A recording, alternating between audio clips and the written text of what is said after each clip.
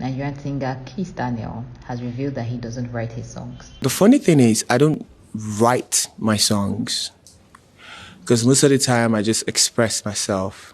You know, I get motivated, inspired by life itself, by living, you know.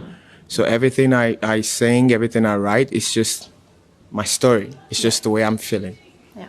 Which is probably why your music connects to so many people, because it comes from journeys and your soul, really. Exactly. The funny thing is, I don't write my songs because most of the time I just express myself. You know, I get motivated, inspired by life itself, by living, you know. So everything I sing, everything I write, is just my story. It's just the way I'm feeling. Yeah. Which is probably why your music connects to so many people, because it comes from journeys and your soul, really. Exactly. The funny thing is, I don't write my songs because most of the time I just express myself. You know, I get motivated, inspired by life itself, by living, you know.